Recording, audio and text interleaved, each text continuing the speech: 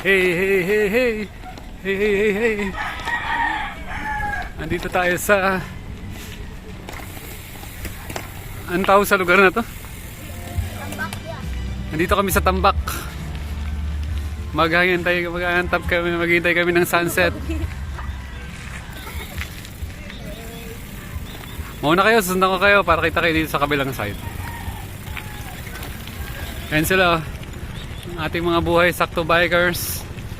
Mga bata pa yan, ano na, layo na nararating sa buhay. Ano, ang ganda na. Ang ganda ng mga bike nila, oh. Ang ganda ng mga bike nila. Natapos yung juice natin.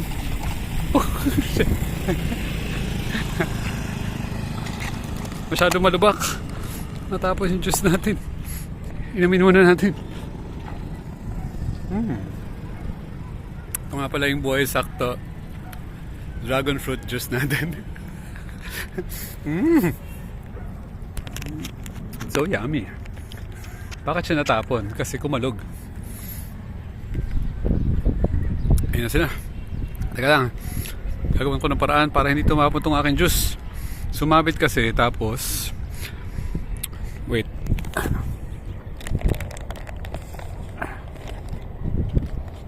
Sumabit tapos tapon. Yun. Okay. Okay. Yan na siya. Natapon yung juice ko. Natapon yung juice ko. Okay. Back to. Wow, ang ganda ng sunset.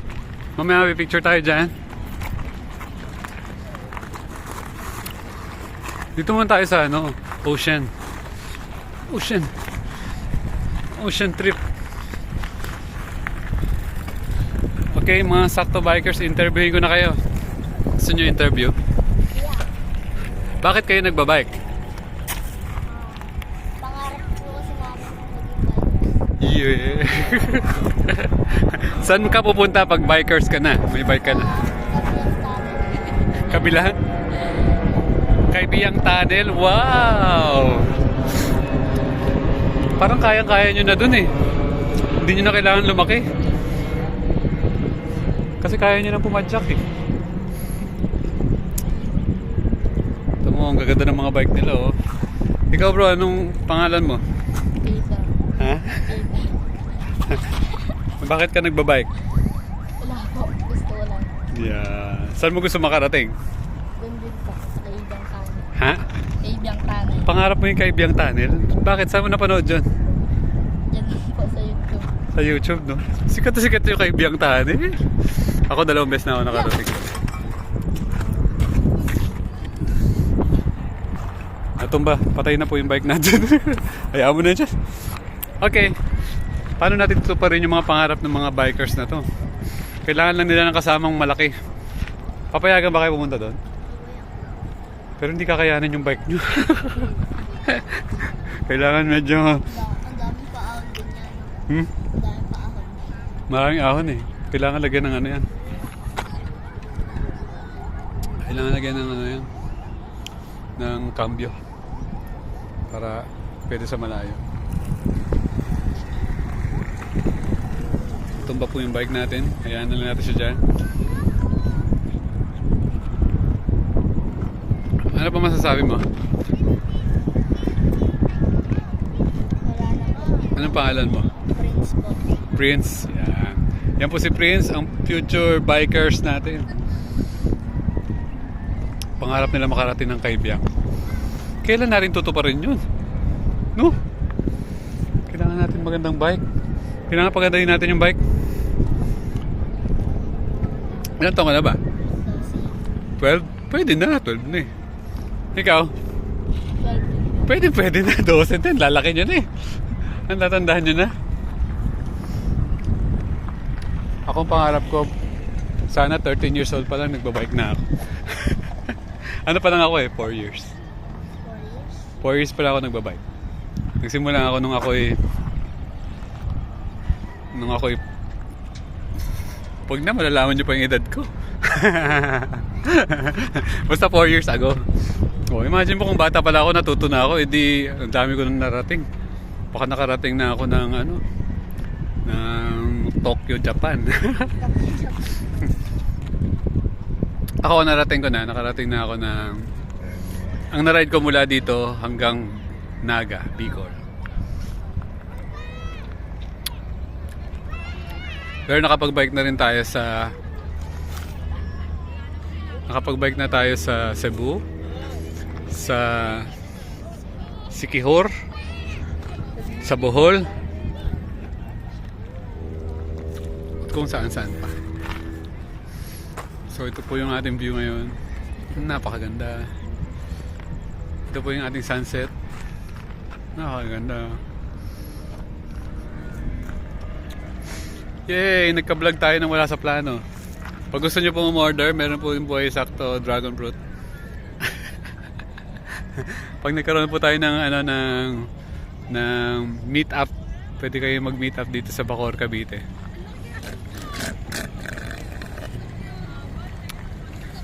Okay.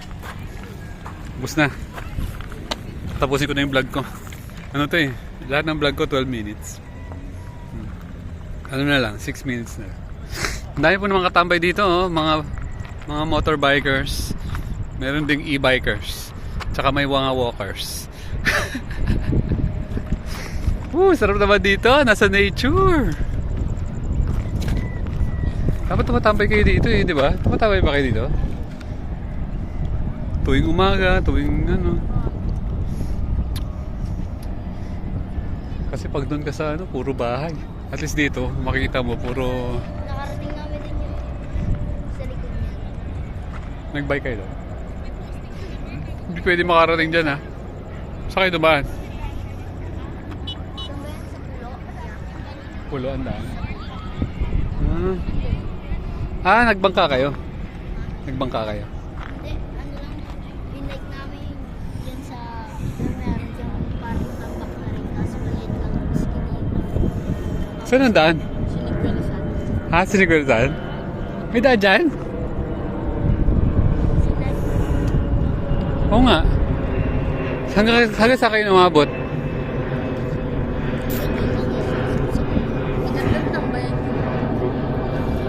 Wow, may pupuntahan tayo next time.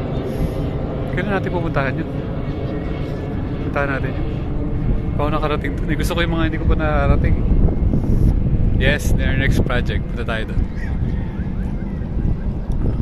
Ito mga 12 years old, wala pang kamuwang-muwang sa buhay. Basta mag-bike, masaya na. Yung mga gusto po magrenta ng bike, meron po tayo.